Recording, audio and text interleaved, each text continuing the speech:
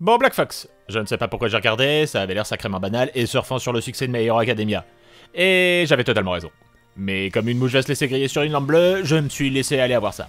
Faut croire que je manque de trucs intéressants à regarder.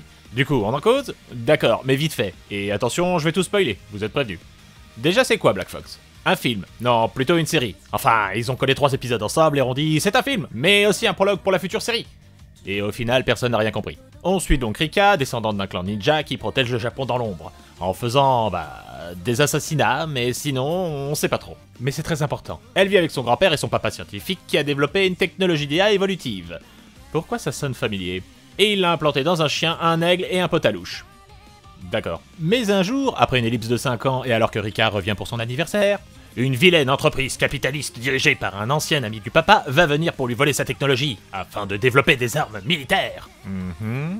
La fête est déjà bien gâchée, mais à ce moment, un autre ancien ami rival antagoniste du papa arrive avec sa fille qui a des pouvoirs télékinésiques et qui balance des éclairs, et ils font tout exploser, laissant la pauvre Rika orpheline.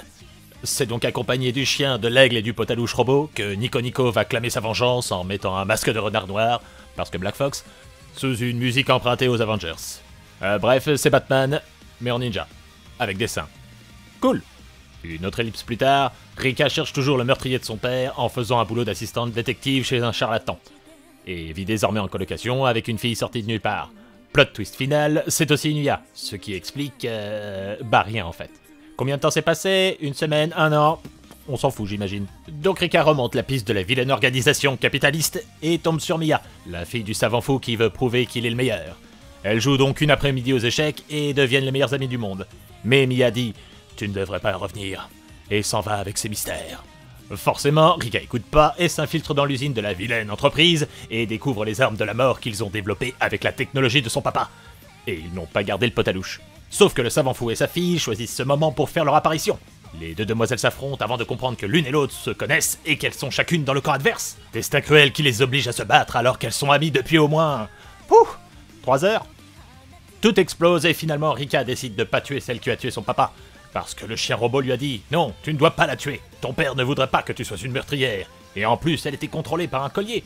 Par contre, c'est totalement ok si tu tues le savant fou. Lui, il est méchant, donc c'est cool. Mais le savant fou n'est pas mort. À ce moment, sa fille lui téléphone en lui disant « Papa, t'es méchant, allons à la police. » Et il lui répond « Bon, d'accord. » Du coup, elle est contente. Mais haha, c'était une feinte. Il est toujours méchant. Il branche son ordinateur sur un lampadaire et obtient les mêmes pouvoirs que sa fille.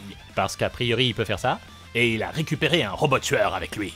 Le robot arrive chez Rika et use de toute son intelligence pour la tuer. Rouge je tire, vert je tire pas. Ils ont quand même tué un mec pour cette technologie, hein. Les deux nouvelles meilleures amies s'enfuient dans l'ancienne maison familiale, qui a pas changé depuis tout ce temps, même si on sait pas combien ça fait de temps en fait. Et là, elles affrontent le robot tueur et le savant fou. Le savant raconte alors encore une fois qu'il est jaloux du papa de Rika parce que les gens le trouvent super plus intelligent, au point que la vilaine entreprise l'a mise au placard depuis qu'ils ont récupéré sa technologie. Mais a priori, il pouvait quand même bosser encore dans les locaux... Quoi? Et attendez, l'entreprise a abandonné les travaux d'un mec dont la fille peut littéralement voler et balancer des éclairs pour développer des robots chiens avec des mitraillettes et dont le programme est aussi sophistiqué que celui d'un robot aspirateur? Ok. Du coup, ils se prennent une tannée, mais à ce moment, Rika tombe dans le laboratoire de son père et retrouve une carte que personne n'avait vue, même si elle était posée en évidence sur le bureau. Grâce à ça, elle découvre un super costume fabriqué pour elle, avec un message qui lui dit « Vis ta vie comme tu l'entends. Toi seul peux choisir ta voie. » Tout ça, tout ça. Par contre, si tu pouvais définitivement utiliser ce costume de renard pour devenir une justicière de la nuit, ça nous arrangerait bien quand même. Donc grâce à son nouveau costume et au pouvoir de l'amitié, mais surtout le costume, Rika bat le savant fou et sauve sa meilleure amie. Fin? Et non, car Lex Luthor se gausse dans sa tour et va continuer à fabriquer des armes pour faire la guerre. Et ça, c'est très très mal. Rika monte alors son équipe de vigilantes et est bien décidée à mettre en lumière tous ses méfaits.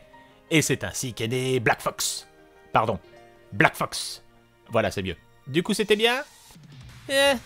Bordélique, des inspirations un peu trop flagrantes, mal rythmées. Pour ce qui est censé être les prémices d'une série télé, ça pose pas vraiment des bases rassurantes. Mais faut avouer que ça bouge bien, et que le mélange de genres, même si bancal, a un charme certain. Qu'il y a pas mal d'idées sympas, et j'aime bien le personnage principal. Après, j'ai une faiblesse pour ce genre de design. Et puis ce n'est pas tiré d'un light novel ou d'un manga. Rien que pour ça, j'ai envie de lui donner sa chance, même si cette série risque d'apparaître et de disparaître aussi furtivement qu'un ninja. Enfin, c'était vraiment histoire de causer vite fait.